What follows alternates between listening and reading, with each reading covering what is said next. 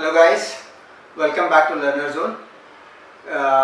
Today's episode will be very special actually because along with us we have a very special guest, Ms Lunna Bose. She has spent almost 2 decades working with different corporates and different industrial segments. So she has in-depth knowledge about what are the departments available, how it works and how they are looking for the candidates. So if you are thinking of getting into the corporates after your education, then this is the right platform, this is the right conversation through which you will be getting more and more insight about it. And since she is from Mumbai, she has seen all sort of industries, and trust me, this is going to be one of the most beneficial video for you guys. So keep watching till the end and make notes whenever is possible. Whenever you feel you are getting good inputs, please make notes. These are really valuable. Welcome, Lunna ji, for our Learner Zone show. Sure. So, would you like to explain a little more about absolutely. your expertise? Yeah. So, hey, hello friends, young friends specifically. So, thank you, Virish. You actually made a very generous introduction. Thank you very much. Okay, so this is something which is very passionate. This cause is very close to my heart also. Specifically because, when we are growing up as, youngsters and young students, we did not have so much opportunity. Right. But today things have changed. Yes. Fantastic, internet age, digital. So I guess that's the reason I think I could not say no to you when you said, let's interact with the young generation. Yeah. A wonderful initiative that you're doing. Thank you very much. I'm very happy to be here. Thank you. So, to begin with, when I was a student, I had so many things going on in my mind. So, but before going to the doubts what I was having, I would like to know one thing very clear. Whatever I have experienced throughout my 12 years of journey in my career, what actually matters from the HR perspective, you being in various HR leadership roles, what actually matters, whether it's an attitude or it's academic knowledge? Okay. Thank you so much for this excellent starter question. Yeah. Okay. Yeah, because we always say that even when we put all the letters in the alphabet together, attitude is the only word which makes 100. Oh. So therefore, in the real setting also. Interesting things. Yes. Actually. Yes. So in the real setting also, while knowledge is still important, okay, but even having a great attitude to learn will increase your knowledge. Oh. So what actually matters, my young friends, is the attitude. A willingness to learn, openness to learn, be flexible, even in corporate setups. Awesome. So keep your attitude in the right direction and try to build more and more willingness to learn more things actually. That has helped me throughout my career and even in my student life. So if you want to know a little more about how to get into a corporate job or into the corporate world, if any of my friends are willing to get into jobs, because right from my childhood I wanted to become an entrepreneur, but we have a family business because of which my father and my uncles have already seen the hardship. They didn't want me to get into a job. So they wanted me to get into corporate world. Right. Somehow, despite of being failed twice, I was able to fetch a job in a campus interview itself. Maybe because of the work experience, what I had, hands-on experience and all. So I want to understand a bit from your side that how if one wants to get into a corporate world, what are the resources available, how they can get an idea about it, and how they can look for the open opportunities. Sure. So Vinesh, first of all, congratulations. The fact that you started learning hands-on even during your engineering days, and as you rightly said, that is the reason you could get a job, I'm sure much ahead of your other friends during your placement season, right? True. I left behind most of the toppers of my time. Yeah. So I was the one who got selected out of 97 people and the open seats were only 4. Wow, awesome.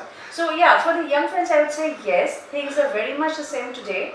Even today what is happening, today you have internet. When Virish passed out or when I passed out years back, we had nothing much. We had newspapers and they were flooded with maybe banking sector jobs and things like that.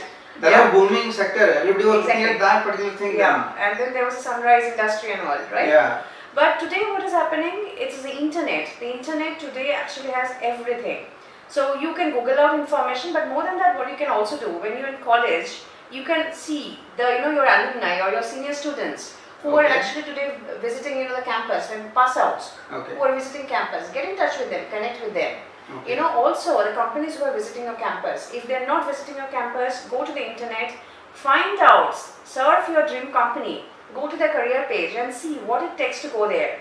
Okay. Usually if it is a degree, if it's an engineering degree or it's an art degree or science degree, but what you do is that if you have some hands-on experience, your Okay. project experience, Okay. you know, you definitely can score miraculously in your interviews, in your Okay. corporate interviews or your entrance to the corporate, right? That's really true, and that's the plus point which we will be having when we'll be facing the interviewer. Because what I feel is when I can tell you one thing, guys. I have never faced second round of interviews. I cracked all my interviews in the first go, Yeah. and I was able to impress every interviewer in the very first interaction what I had with them. Because of which I never felt interview as a challenge for my own self. Yeah, so absolutely. So what does the interviewer see in an interviewee? The interviewer sees that attitude again, you know, that Okay. ability to connect with the interviewer. Not, okay, there will be questions which you'll ask, but in my experience when we're hiring from, you know, campus, we have also seen people who could not answer maybe, you know, 9 out of 10 questions technically, but they were able to, you know, give us a very beautiful application Okay. in real life. Or their attitude was super. So we said, why not get that guy, make that person learn. True. Skill can be transferred. Absolutely. But attitude cannot be cultivated. Exactly. So the moldability, that's important. True. Okay. My one more concern was, since as I explained you, I didn't have any clue about where to go, how to find out a company. And when I got into the company, then I started realizing I had started searching for the jobs in abroad. Yeah. Okay. So if I would have done that in very well before I got into corporate world or before finishing my final year, then I started feeling that it would have helped me. So how do you foresee it? How do you suggest our audience that should they start searching for the abroad jobs right from the beginning of the career itself or not? Sure. See, for me, I'm a big fan of India. You know, I always say it's made in India, and there's so much of brain here. Yeah. Of course, there are people, in youngsters, even when we are growing up, so many of our friends went abroad. Yes. But they are coming back now. Correct. That's a truth. Right. And I always say, what are you losing out when you actually stay in India? You're not really, you know. Yes. Today, India is a billion-dollar industry. You know, everything in India, you get it. But yes, if you really are passionate about, you know, going abroad, there you should start young. You know, there are so many opportunities after your 10th and 12th. You can write your engineering exams, but remember they are very costly there, and you have to be on your own. Yeah. Okay. So therefore, I would think stay in India, work with, you know, so many industries here, get your experience, and there are companies who are sending you abroad also. Look out for opportunities. You never know when they come. True.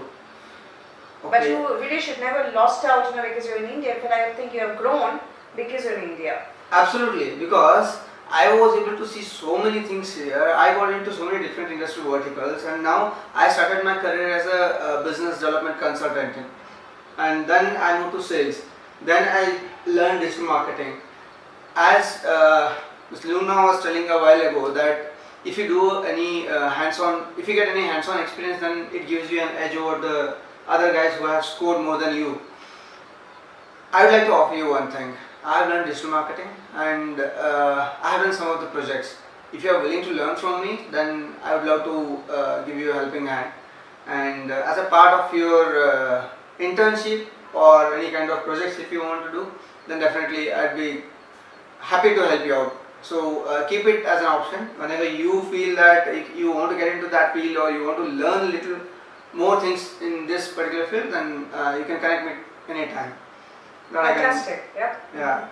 And one more thing, one biggest concern, in a very recent study of recent statistics about the employability, I got across one particular fact that 60% of the students who are coming out of the college every year are not employable. So if it is so, then and everybody cannot get into the MNCs for sure. So every person, every student who is getting out of the college will be having a mindset that I should get placed in a big company. So throughout my career life, I have understood one thing: if we go into the corporate big setup, then we'll be stick to one particular domain or one particular niche or the department wherein we'll be working, because there are a number of people who are employed for different tasks. But whereas the people who didn't get job in the MNCs got into small scale industries and startups. So how would you suggest our audience that should they wait for the MNC companies or should they go with the new startups? Wow. So, Yeah, that's a good question. Yeah. See what happens today, as you rightly said, the National Skill Development Council of India, it says every year lakhs of students pass out. correct. And out of which almost I would think a lakh passes out in engineering only. Okay. True. But 60%, as you said, yeah, almost 59% people are actually not employable. Oh. And what do they mean by that? That they have learned engineering theoretically, Okay. but they don't have either the attitude Okay. to cope in corporates, Okay. or they don't have that learning appetite. Okay. Okay, so that's the reason what happens. We say that it's not that you have to join MNC. Multinational organizations are a great place to start here because they actually groom you. True. Yeah, but there are so many startups. There are people today after engineering, they themselves are starting their own business. Correct. And Correct. they're brilliant. Huh? There are people like you who are actually employing digital, Yes. innovators. Yes. Or why not? Join, get a project. You're not going to only learn work. You're also learning entrepreneurship. True. And Correct. tomorrow in the Made in India, what is it? It is all about you yourself can employ so many others. That's really awesome reply and the answer what we got from you. So if we focus on improving our skills rather than fetching a good decent money at the very beginning of our career, that will definitely add value in our life in a long run, I feel. Yes. Because before getting into the corporate world, I would like to tell you one particular incident about my life. I had failed twice in my engineering, and then when I wanted to get into a corporate, when I was about to finish my engineering, I got selected through one of the MNC, and also I had interacted with one more mechanical company, and they had selected me 3 months before I had completed my engineering. They said no need to worry about the job.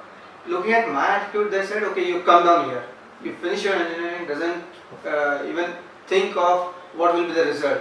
We will start grooming you, we will start training you. But the only mistake what I did was, I would not say it's a mistake, I went through the situations of life. That time my family was in need of financial support and my sister's marriage was very near. So I thought if I go to the mechanical job, then I would lose an opportunity to support my family back. And that's how I opted to go with the MNC company for which I got selected through the campus. When I started my journey over there, then I realized that okay, here I am not going to learn much. So the person, I had recommended one more guy, one more friend of mine to the same company, same mechanical company which I had quit. Even after joining that company, I called that MD of that company, and I told him that, sir, sorry, this is the concern currently I am having, so I want to join that company. So I would love to come back to you if you allow me, and I would like to be in touch with you. So even after joining that MNC company, I had completed 7 months. I had been to his house, we had a lunch, and he said, okay, I didn't like your attitude, because of which I was willing to hire you. Though we were not able to give you much salary, but we would have groomed you like anything. Then I had recommended one more friend of mine, and despite of he being 3 years younger to me, currently he is earning double than me. Yeah.